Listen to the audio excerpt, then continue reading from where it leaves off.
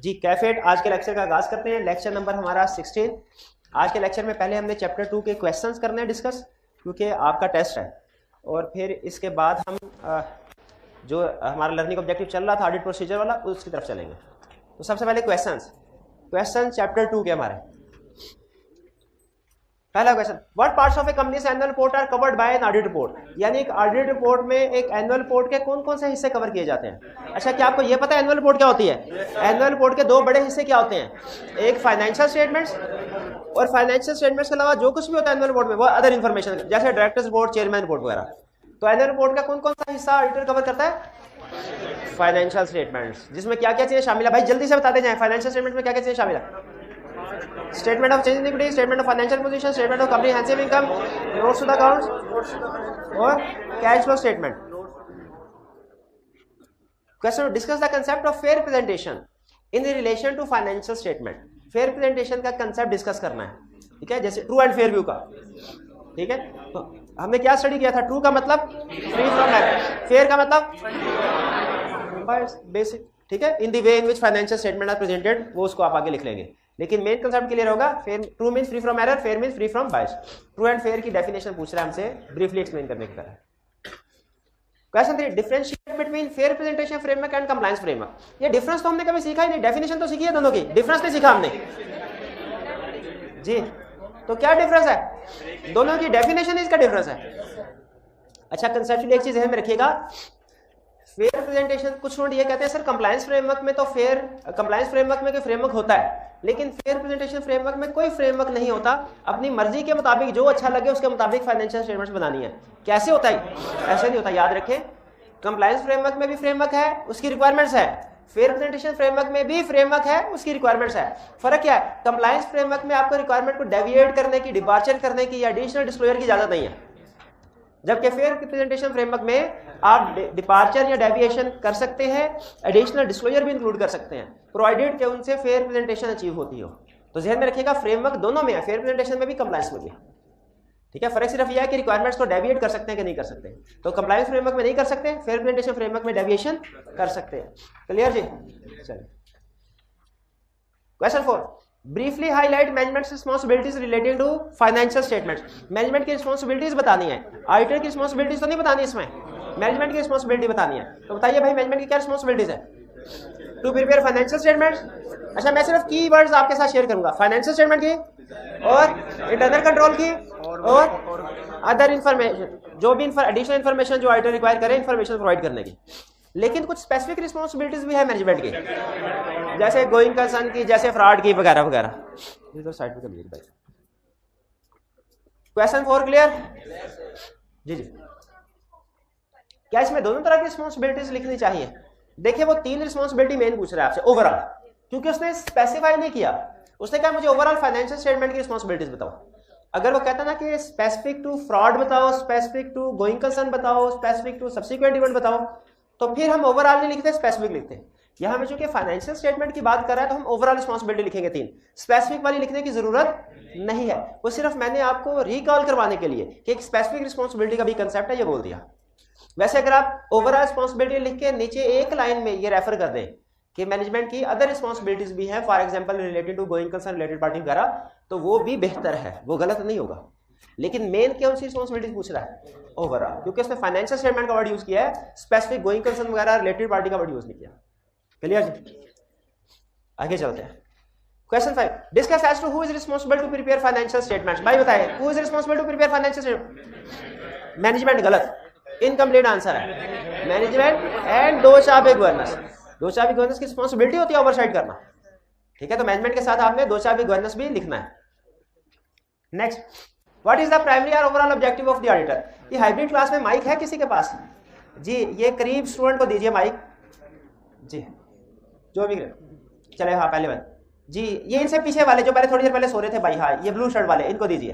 हाँ जी, ये भाई आप बताइए primary overall objective of auditor क्या है? भाईजान बता दे।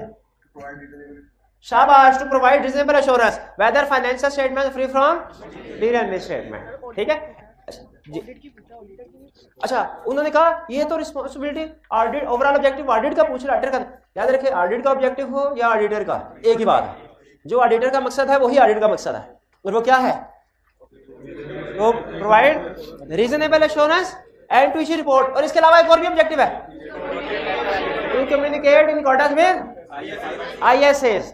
और बताइए, मुझे ये बता दीजिए, आप कुछ एग्जांपल दे दीजिए जिनमें ISA रिक्वायर करते हैं कि ऑडिटर शेयर होल्डर्स के अलावा कुछ दूसरे लोगों को भी कम्युनिकेट करे। सिर्फ एक एग्जांपल दे दे कोई सी। ऑडिटर की प्राइमरी रिस्पॉन्सिबिलिटी है, प्राइमरी ऑब्जेक्टिव है रीजनेबल एश्योरेंस ऑब्टेन करके शेयर होल्डर्स को रिपोर्ट देना, एग्रीड। लेकिन इसके अलावा भी ऑडिटर कुछ दूसरे लोगों को कम्युनिकेशन करता है, जैसे मैनेजमेंट को इंटरनल कंट्रोल वीकनेसेस, जैसे डायरेक्टर्स को अगर कोई मिस स्टेटमेंट वगैरह मैनेजमेंट करेक्ट नहीं कर रही वो कम्युनिकेट करना, जैसे कोई इलीगल एक्टिविटीज है वो अगर रिक्वायर्ड बाय लॉ हो तो रेगुलेटरी अथॉरिटीज को कम्युनिकेट करना। जैसे डायरेक्टर्स को एक और चीज कम्युनिकेट करते हैं, एक तो अगर मैनेजमेंट कोई मिस स्टेटमेंट वगैरह ठीक ना कर रही हो वो कम्युनिकेट करते हैं ना, मॉडिफिकेशन रिपोर्ट, इंडिपेंडेंस से रिलेटेड इश्यूज, ठीक है। तो प्राइमरी, एक तो ये चीज ध्यान में रखिए कि प्राइमरी या ओवरऑल का मतलब एक ही है, और ऑब्जेक्टिव ऑफ ऑडिट या ऑब्जेक्टिव ऑफ ऑडिटर का मतलब एक ही है। और दूसरा, इसमें एक तो शेयर होल्डर के साथ कम्युनिकेट, वो बड़ा ऑब्जेक्टिव, लेकिन इसके साथ और भी ऑब्जेक्टिव है, वो क्या है? अदर्स को कम्युनिकेट करना, वो भी आपने इसमें लिखना है। दोनों ही ओवरऑल ऑब्जेक्टिव में आएंगे। क्लियर हुई है बात? क्वेश्चन नंबर 5 में जी पूछिए। नहीं, मैनेजमेंट रिस्पांसिबिलिटी का नहीं, सिर्फ इतना लिख लेंगे who is responsible to management and those are governance. 7, अच्छा ये अक्सर स्टूडेंट इस क्वेश्चन के बारे में पूछते हैं कि इसकी रिक्वायरमेंट समझ नहीं है, इसलिए इसको जरा ध्यान से पढ़िए। The purpose of external audit and its role is not well understood. कहता है एक्सटर्नल ऑडिट का पर्पस, उसका रोल लोगों को समझ नहीं आता। You have been asked to write some material for inclusion in your firm's training material dealing with these issues in the audit of large companies. आप इन इश्यूज के हवाले से कोई मैटर मटेरियल बताइए। Required draft and explain. अच्छा, draft का मतलब क्या? लेटर फॉर्म में लिखना है और रिटन फॉर्म में लिखना है, ठीक है। लेटर फॉर्म हम बिजनेस कम्युनिकेशन का पेपर नहीं दे रहे। Draft and explanation dealing with the purpose of an external audit. Purpose को अंडरलाइन करें, purpose of an external audit and its role in audit of large company, role को underline करें। For inclusion in your firm's training material, दो चीजें पूछ रहा है, purpose पूछ रहा है, रोल पूछ रहा है। Purpose of external audit, role of external audit. तो मेरे भाई बताएंगे मुझे, जी प्यारे भाई, पर्पस ऑफ एक्सटर्नल ऑडिट क्या है? हाँ जी, पर्पस वही है जो ऑब्जेक्टिव है, to reasonable assurance, to issue report, to communicate in accordance with ISAs, यही पर्पस है ना। और क्या पर्पस है? पर्पस या ऑब्जेक्टिव एक ही है ना। रोल का मतलब क्या है?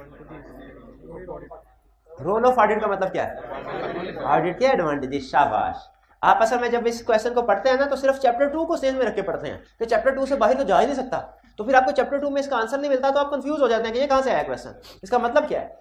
तो याद रखिए, एक क्वेश्चन के अंदर डिफरेंट चैप्टर्स के सब पार्ट्स को इंक्लूड कर सकता है, डिफरेंट चैप्टर्स के कंसेप्ट्स को डिस्कस कर सकता है। तो यहां पे उसने पर्पस पूछ लिया और रोल पूछ लिया। रोल का मतलब जी कोई इख्तलाफ तो नहीं है? क्लियर? आपको क्लियर हो गया? पर्पस का मतलब क्या है?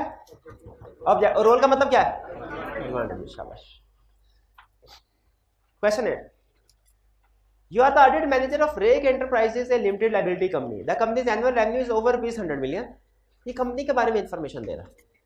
Required compare the responsibilities of the director and auditor. अच्छा, आपने नोट किया एंड को बोल्ड किया हुआ, और आपको मैंने ये रूल बताया हुआ एंड। रिक्वायरमेंट के अंदर एंड का मतलब क्या है? ये एक क्वेश्चन नहीं है, ये अब 2 क्वेश्चन है। तो उसने 2 क्वेश्चन कैसे बन गई है? एक में आपने रिस्पॉन्सिबिलिटीज ऑफ डायरेक्टर बताना है और फिर रिस्पॉन्सिबिलिटीज ऑफ ऑडिटर बताना है, ठीक है। तो डायरेक्टर की रिस्पॉन्सिबिलिटीज अभी हमने पढ़ी है, जल्दी से बताए फटाफट। वही जो मैनेजमेंट की है, मैनेजमेंट एंड 2 4 गवर्नेंस लिखते हैं ना हम। इसका मतलब जो मैनेजमेंट की रिस्पॉन्सिबिलिटी वही डायरेक्टर की रिस्पॉन्सिबिलिटी, जो डायरेक्टर की रिस्पॉन्सिबिलिटी वही मैनेजमेंट की रिस्पॉन्सिबिलिटी, दोनों की इकट्ठी है। क्या? To prepare financial statements in accordance, आगे वो कहानी है, in accordance with applicable financial reporting framework, this requires estimates, policies वगैरह। क्लियर? और राइटर की रिस्पॉन्सिबिलिटी में वो रीजनेबल एश्योरेंस।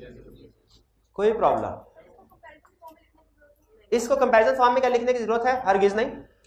आप सिंपल रिस्पॉन्सिबिलिटीज को लिखें। जो कंसेप्ट आपको कंपैरिजन फॉर्म में सिखाया गया ना अगर क्लास में, वो आपने कंपैरिजन फॉर्म में करना है, वरना और कोई नहीं करना, ठीक है। याद रखिए, definition is a part of difference. तो जब कभी डिफरेंशिएट करने को, कंपेयर करने को कहे, आप सिर्फ उसकी डेफिनेशन वगैरह लिख दें, वो भी चलता है, और वो आप ऊपर नीचे भी लिख सकते हैं, आगे पीछे लिखने की जरूरत नहीं, यानी कंपैरिजन फॉर्म में लाइन लगा के ऊपर नीचे लिखो। आप अगर आई कैप का सोल्यूशन चेक करें ना तो भी आपको इसी तरह मिलेगा, ऊपर नीचे को। Explain the term expectation gap in the context of an audit.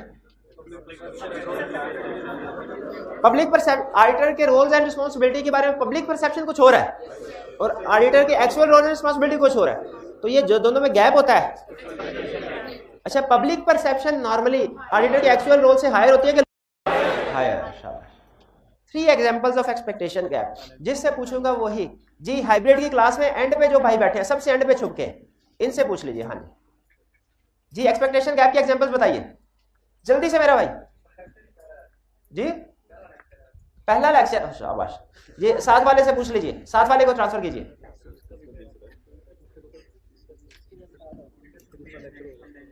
Auditor prepare financial statement, शाबाश। ऑडिटर फाइनेंशियल स्टेटमेंट तो प्रिपेयर नहीं करता ना, एक्सपेक्टेशन गैप हो गया। अगली example, auditor responsible to prevent and detect fraud. Auditor responsible नहीं, auditor तो रीजनेबल एश्योरेंस प्रोवाइड करेगा। रीजनेबल एश्योरेंस के अंदर अगर कोई फ्रॉड आ गया तो आ गया। अगर कोई ऐसा फ्रॉड हुआ जो रीजनेबल एश्योरेंस से आइडेंटिफाई नहीं होता हो, जैसे जो फ्रॉड सोफिस्टिकेटेड टेक्निकल से किए जाए वो रीजनेबल एश्योरेंस से आइडेंटिफाई नहीं होते, इस तरह के फ्रॉड के लिए ऑडिटर रिस्पांसिबल नहीं है। और auditor responsible to check all transaction, auditor तो सैंपल बेस में काम करता है। Auditor responsible to express opinion on internal control, तो ओपिनियन नहीं एक्सप्रेस करता कंट्रोल, हम को अंडरस्टैंड जरूर करता है लेकिन ओपिनियन एक्सप्रेस करने के लिए नहीं। अच्छा, और कोई नहीं बोलेगा? आप बताइए, ऑडिटर इंटरनल कंट्रोल को अंडरस्टैंड करता है, ओपिनियन एक्सप्रेस करने के लिए नहीं करता, फिर किस लिए करता है? फिर किस लिए करता है? फिर किस लिए करता है? फिर किस लिए? हाँ, रिस्क असेसमेंट के लिए। शाबाश। अगर इंटरनल कंट्रोल स्ट्रॉन्ग होंगे रिस्क कम हो जाएगा, अगर इंटरनल कंट्रोल वीक होंगे इससे ज्यादा हो जाएगा।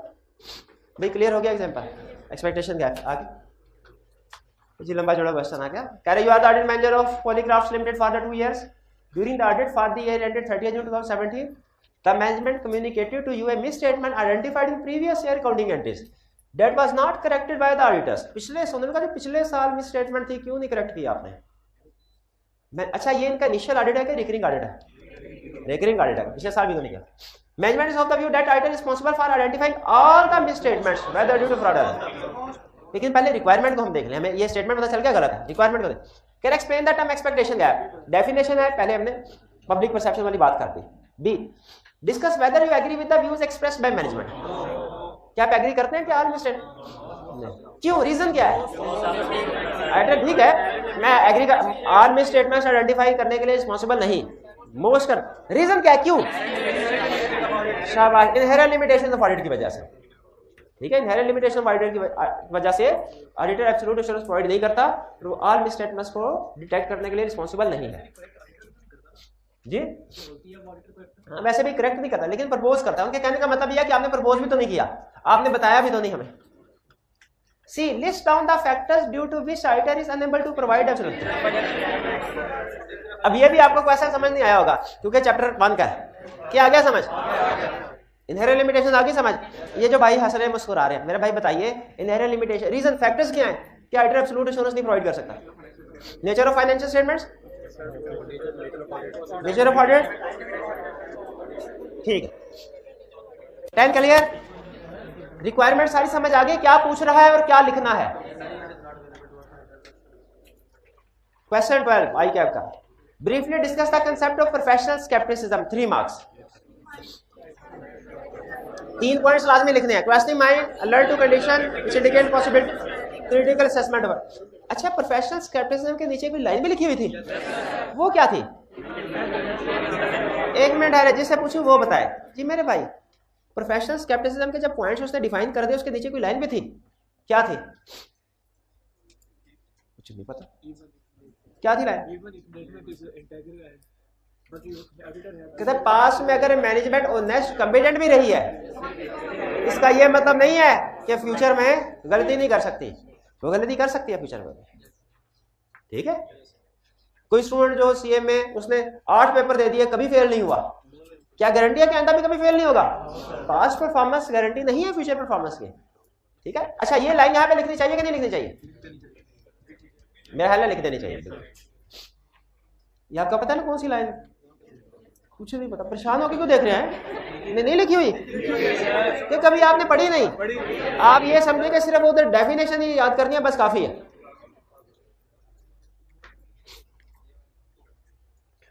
क्या क्वेश्चन?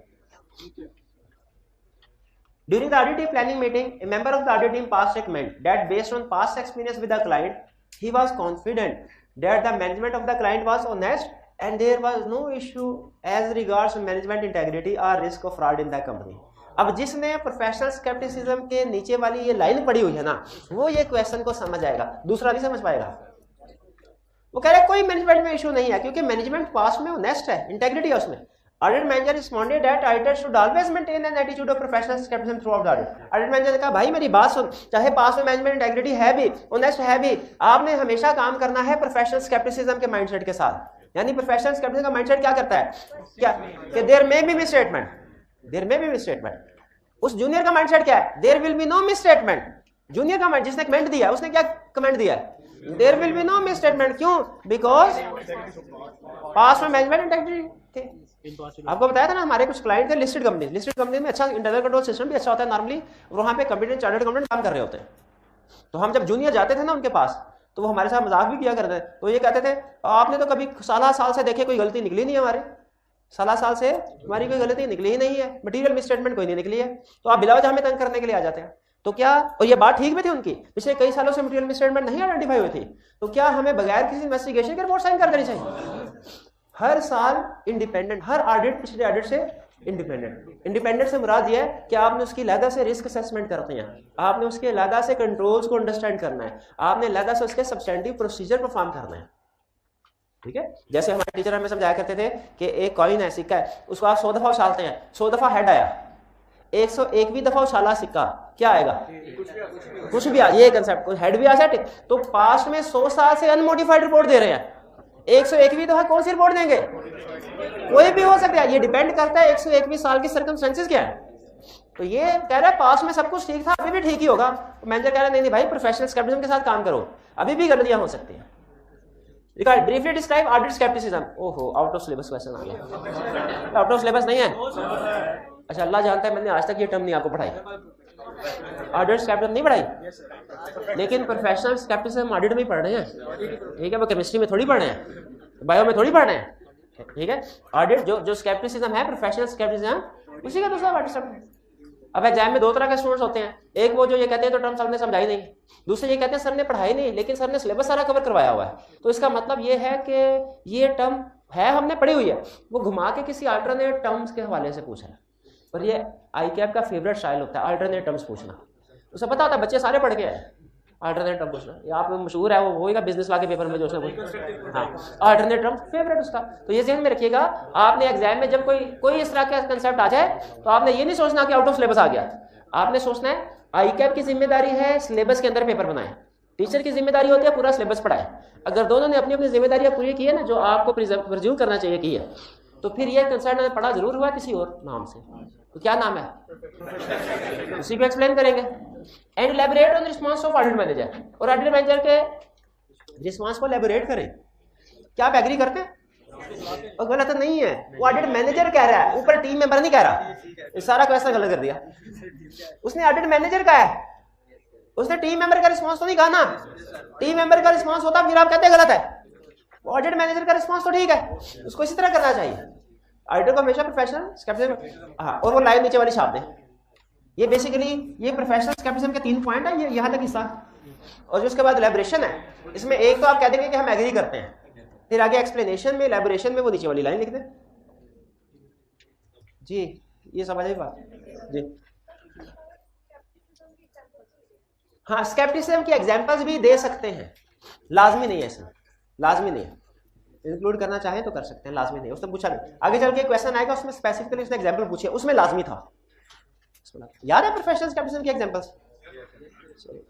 आगे चल question 14। Aslam is a junior member of your audit team.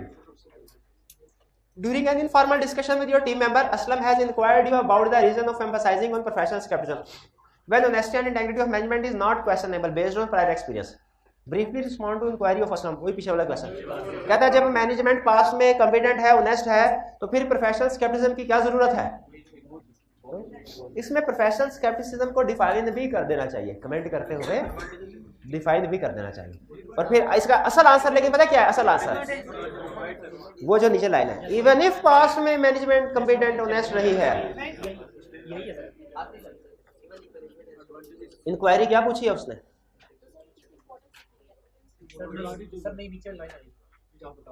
हाँ जी, नीचे वाली। और इसके बाद इम्पोर्टेंस, इम्पोर्टेंस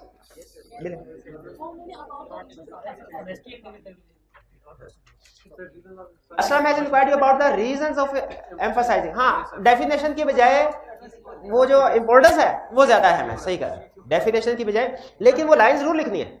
यानी प्रोफेशनल स्केप्टिसिज्म में हमारे पास तीन चीजें हैं, एक डेफिनेशन, दूसरा नीचे एक्सप्लेनेटरी लाइन, और तीसरा उसकी इम्पोर्टेंस।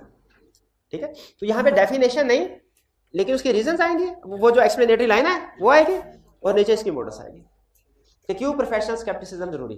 इम्पोर्टेंस याद है?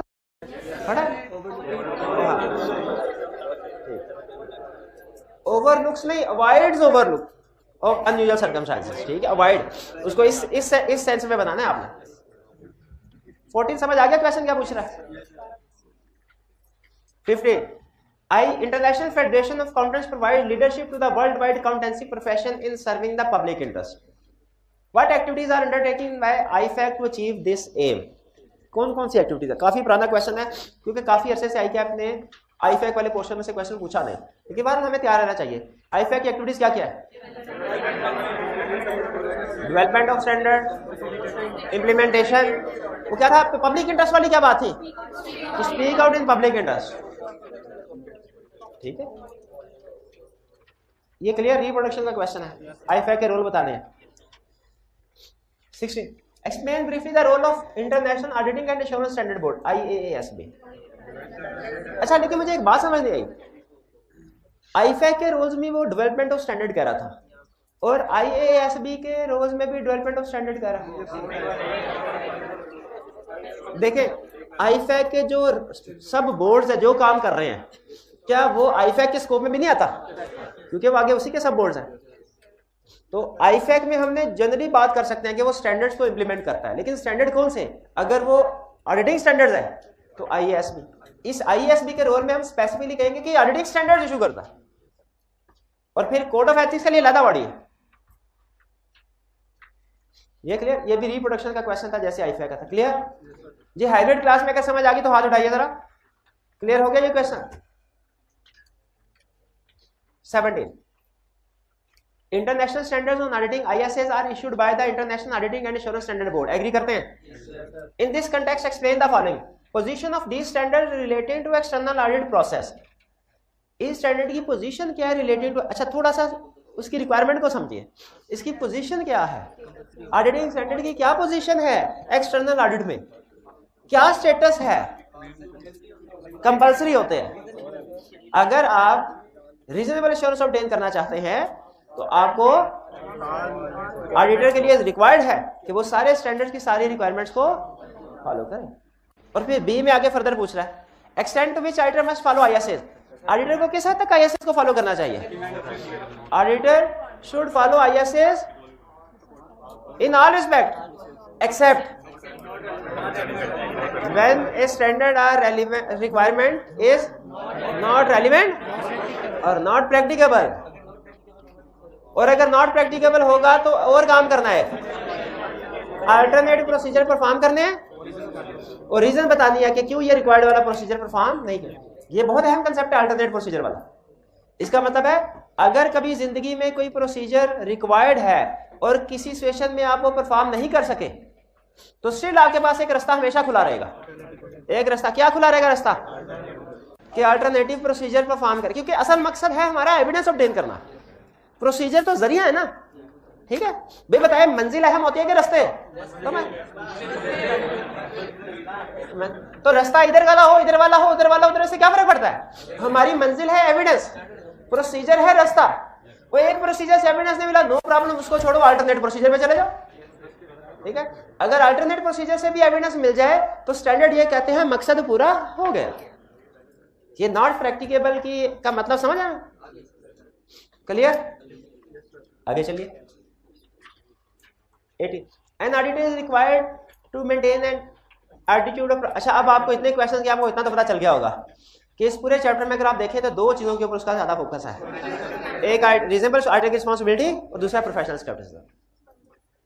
Auditor is required to maintain attitude of professional skepticism while conducting an audit of financial statements. Statements से एग्री करते हैं, इसमें क्वेश्चन नहीं है, सिर्फ उसने एक स्टेटमेंट दिया। Describe by giving two appropriate example the term professional skepticism. अच्छा, अब जिससे पूछूंगा ना वही जवाब देगा। प्रोफेशनल स्केप्टिसिज्म तो आप डिफाइन करने की रटा लगाया हुआ है। एग्जाम्पल, मैं चंद स्टूडेंट से एग्जाम्पल पूछूंगा, ठीक है? जिससे एग्जाम्पल पूछूं वही बताए, और जो स्टूडेंट एक एग्जाम्पल बता दे नेक्स्ट स्टूडेंट वो एग्जाम्पल ना बताए, ठीक है? जी भाई बताइए। गोइंग कंसर्न इशू, शाबाश।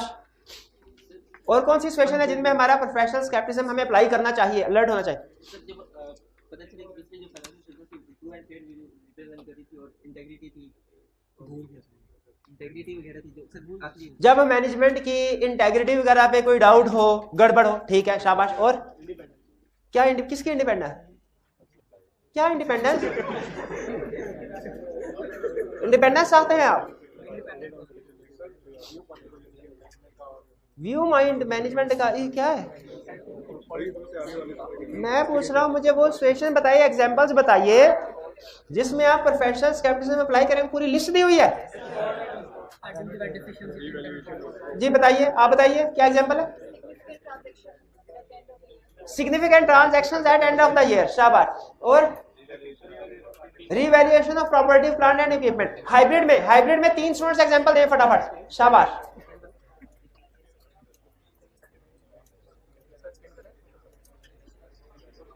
जी, अनयूजुअल ग्रोथ ऑफ सेल्स, शाबाश। और revaluation of property, plant, equipment.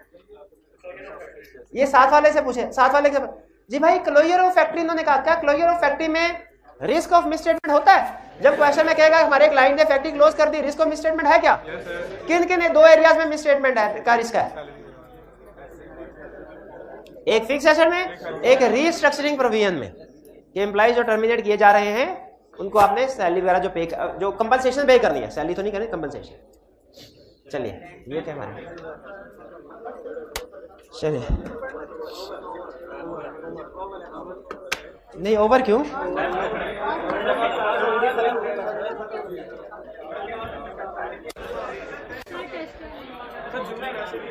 जुम्मा है, रोजा लग रहा है।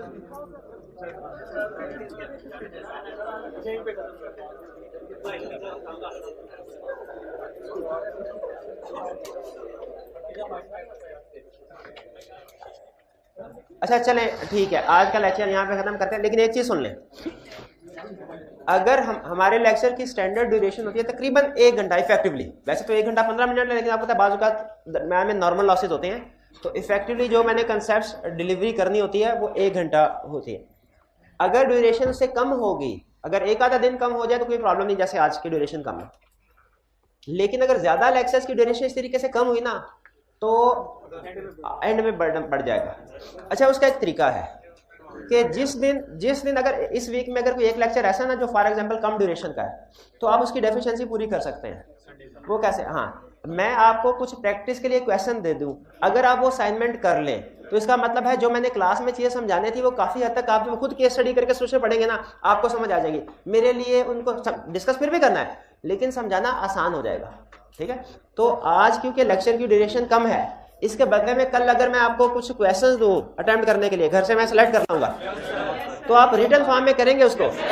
अगर रिटन फॉर्म में करेंगे तो समझे आज जो हमने पाप किया है ना लेक्चर की ड्यूरेशन का, इसका प्रायश्चित हो जाएगा, ठीक है? और अगर नहीं किया आपने तो फिर ये भुगतना पड़ेगा आपको। तो होम असाइनमेंट करके लाएंगे?